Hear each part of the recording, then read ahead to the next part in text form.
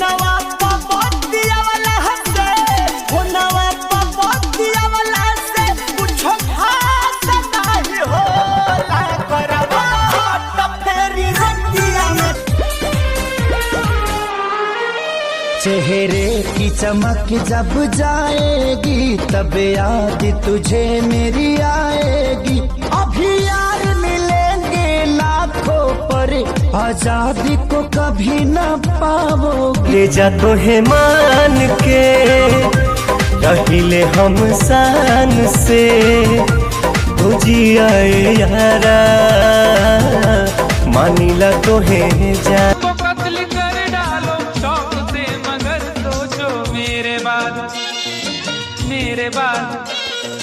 मेरे बाद तुम किस पर ये बिजलियां गिराओगे।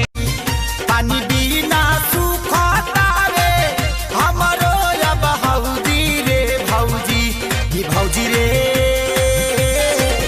पियावारा मुस्की कायल बा दिल हमरो घायल बा। चले लू रहिया में जब छनकत पायल बा।